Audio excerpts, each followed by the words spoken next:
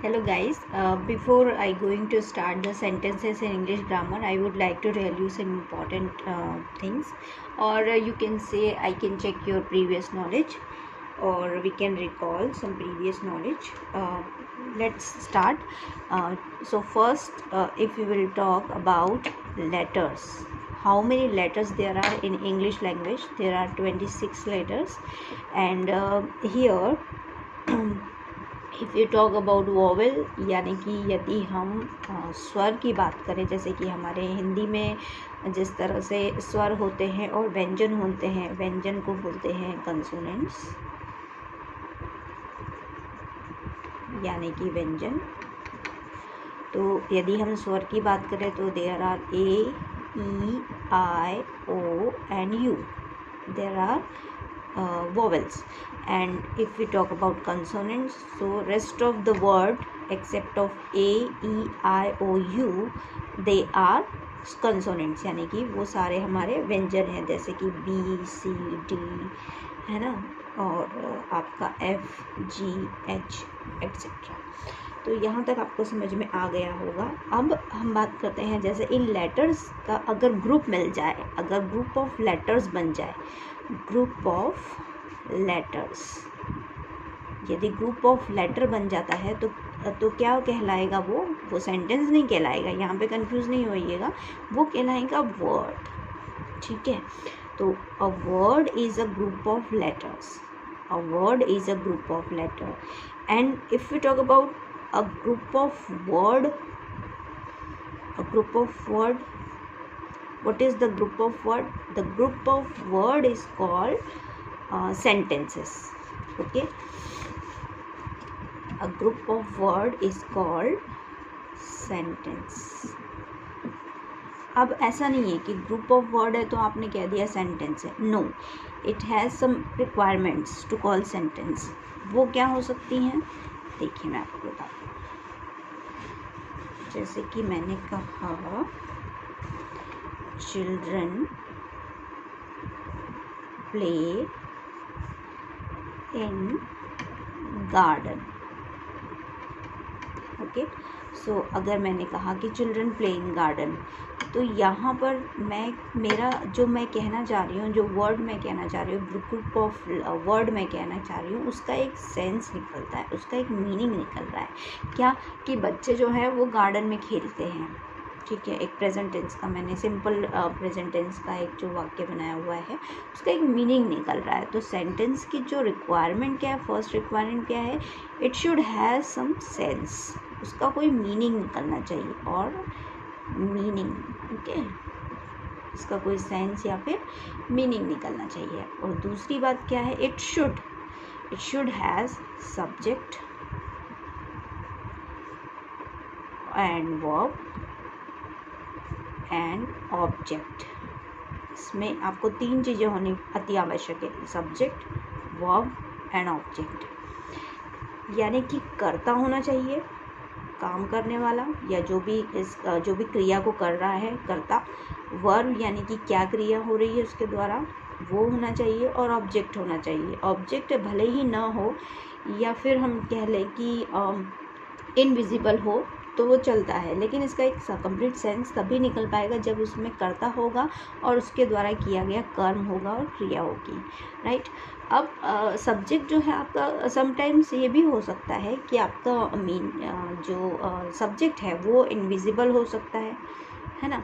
जैसे मैंने कहा आपको put the key in drawer, put the key in drawer, मैंने यू नहीं कहा, you put the key in drawer निकाल, लेकिन ये अंडरस्टूड है, तो समटाइम सब्जेक्ट जो है वो अंडरस्टूड हो सकता है। यहाँ तक आपको आ ही गया होगा समझ में। चलिए अब हम जो है और कुछ बात करते हैं सेंटेंसेस की। जैसे कि सेंटेंसेस आप कैसे पहचानेंगे, तो सेंटेंसेस में फर्स्ट जो उसके कैरेक्टरिस्टिक्स हैं वो ये हैं कि उसमें फुल स्टॉप होना चाहिए।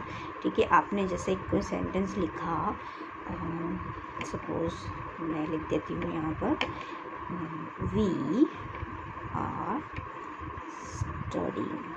वी आर स्टडिंग, ओके, और मैंने यहाँ पे लगा दिया फुल स्टॉप। तो एक तो फुल स्टॉप एक्सक्लेमेटरी सेंटेंसेस हो जाते हैं, डिक्लेरेटिव सेंटेंसेस हो जाते हैं ये। और काइंड्स ऑफ सेंटेंसेस की बात हम आगे करेंगे। हमारी 6th क्लास की जो बुक है उसमें kinds of sentences he first chapter है, तो उससे स्टार्ट करेंगे हम लोग। और दूसरा जो है आपका क्वेश्चन मार्क हो सकता है इसमें, when you ask the question in the sentence. Third आप एक्सक्लेमेटरी भी हो सकता है, like you express your feelings और एक्सप्रेस द कंडीशन। जैसे कोई फीलिंग है, आप ओह हेल्प, ओह ऐसा, अच्छा ऐसा हो गया, ऐसा बोलते हैं ना, तो उस तरह से ये एक्सक्लेमेटरी मतलब एक्सप्रेस भी कर सकते हो आपके फीलिंग्स। चलिए अब इन सब को डिटेल में हम लोग समझते हैं हमारी बुक से, ठीक है। चलिए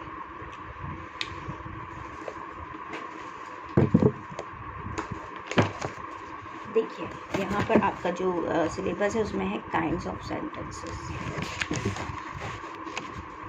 काइंड्स ऑफ सेंटेंसेस में आपको मैंने ये तो बता ही दिया, a group of word arrange correctly to express complete sense is called a sentence. यानी कि जो ग्रुप ऑफ वर्ड है, जो आपका,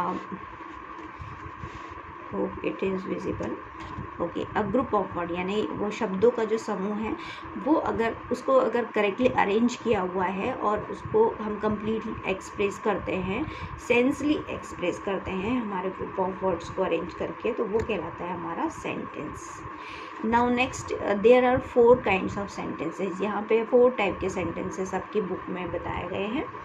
आप पहला देख सकते हैं यहाँ पर, डिक्लेरेटिव सेंटेंस, डिक्लेरेटिव या असर्टिव सेंटेंस, इंट्रोगेटिव यानी कि क्वेश्चंस बनाने के लिए, एक्सक्लेमेटरी यानी कि आगे हम समझेंगे इम्पेरेटिव, ठीक है। ये 4 काइंड्स ऑफ सेंटेंसेस हैं आपके। चलिए इनको डिटेल में जानने की कोशिश करते हैं। जैसे कि यहाँ पर है रीड दिस सेंटेंसेस, आपको एग्जाम्पल्स कुछ दिए हुए हैं यहाँ पर डिक्लेरेटिव और असर्टिव सेंटेंसेस के।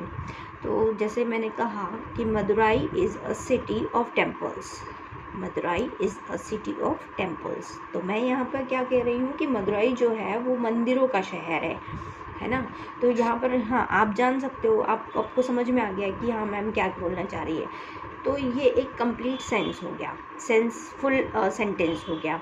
I enjoy playing with my toys, मैं अपने टॉयज़ के साथ खेलना एंजॉय कर रही हूँ, है ना। तो ये क्या हो गया, आपको मैं कुछ इन्फॉर्मेशन दे रही हूँ या डिक्लेरेशन कर रही हूँ, है ना।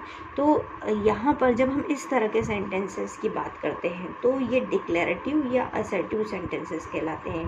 देखिए यहाँ पर आपको बुक में डेफिनेशन दी हुई है, दीज सेंटेंसेस डिक्लेयर समथिंग, ये कुछ डिक्लेयर करते हैं, जैसे कोई इन्फॉर्मेशन देते हैं। दे आर कॉल्ड डिक्लेरेटिव और assertive sentences, they end with a full stop. यहाँ पर हम किसी से कोई क्वेश्चन नहीं कर रहे हैं, यहाँ पे हम अपनी फीलिंग्स एक्सप्रेस नहीं कर रहे हैं, यहाँ पर हम सिर्फ इन्फॉर्मेशन दे रहे हैं, हमने कुछ डिक्लेयर कर रहे हैं, तो यहाँ पर हम यूजुअली फुल स्टॉप का मार्क लगाएंगे। अब जो डिक्लेरेटिव सेंटेंसेस हैं या असर्टिव सेंटेंसेस हैं, उनको आप सेंटेंसेस बनाने के लिए यूज़ कर सकते हो।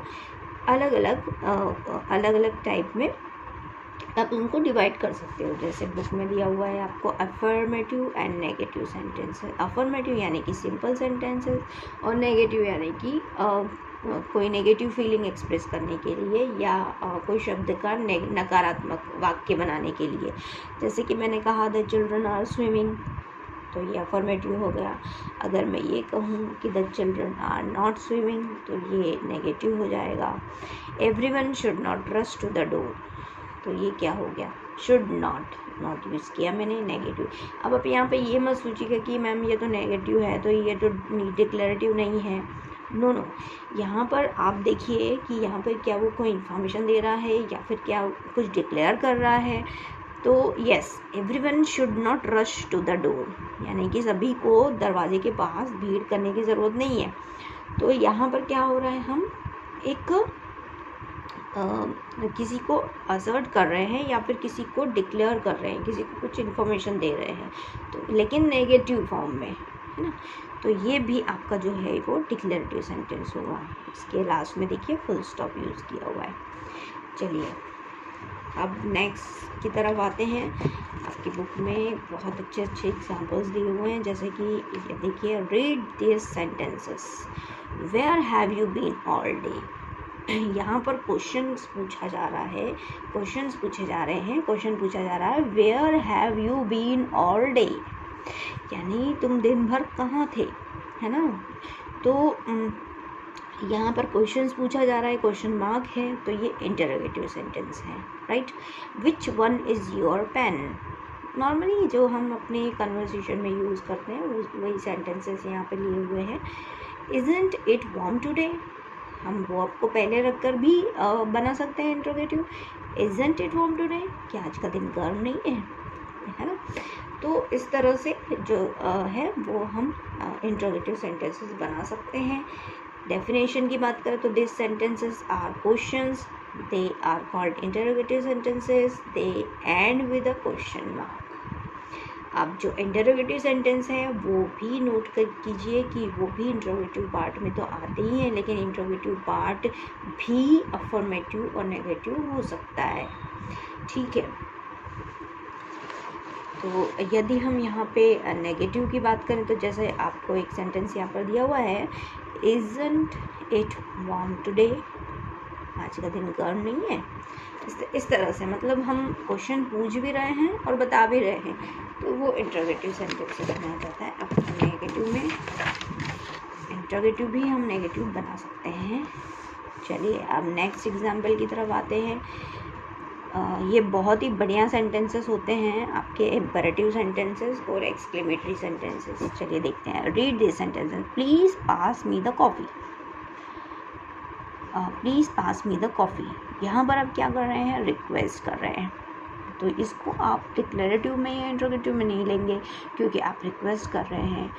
नेक्स्ट देखते हैं। Check the locks before you leave the house, check the locks before you leave the house.